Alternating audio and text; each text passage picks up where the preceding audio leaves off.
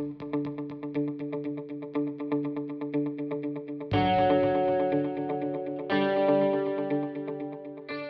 think key to my talk is the idea of a more psychologically aware kind of business world, in which both as consumers and also as producers we're alive to the possibilities of psychology improving profitability and also pleasure and happiness. When it comes to consumer facing things, we shouldn't just be selling each other things on the promise of happiness and contentment. We should actually be selling the things that really do bring us happiness and contentment.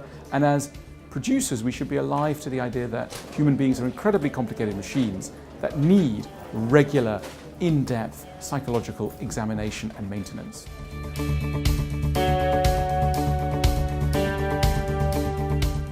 I think we're in a long evolution away from the sense that work is all about command and control and using labour as a tool that can just be picked up, put down at random and hit a bit harder if it's not working. We're realising that humans are the most valuable part of any organisation, and that if you want to get the best out of them, you will have to do more than just pay lip service to that idea. You will have to do very heavy, complicated manoeuvres to try and get the best out of your people. And that's not going to be a quick fix, it's going to be a long fix, but the results will be extraordinary.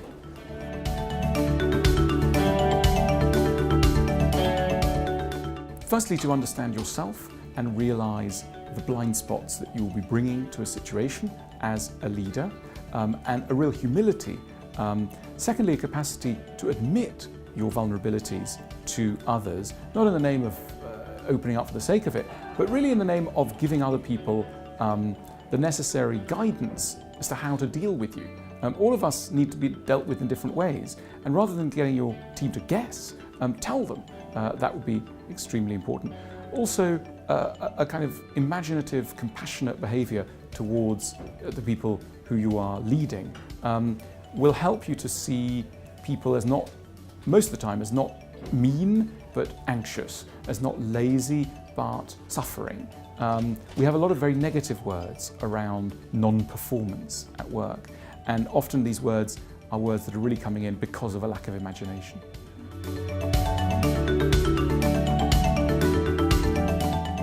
My first advice would be to go right up to the top of the organisation, get your CEO and lock them in a cupboard until they've understood firmly the real importance of what psychology and psychological HR can do for an organisation, because too many leaders still don't get it. They only pretend to get it. They need to fully get it. And that may take a bit of a crisis and a bit of a harsh conversation, but once they do, there's a chance for the organisation to be transformed. And it's not a quick fix in the same way that if you've got a marital difficulty, you're not going to expect that in one afternoon you'll solve everything. It's about a thorough 360-degree tooling of the organisation in the name of greater psychological health.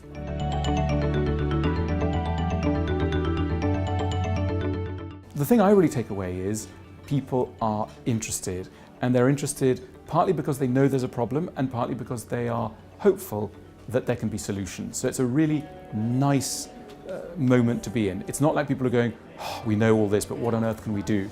They're like, oh, it's nice to hear this because there's a lot we can do. So there's a real chance for the future.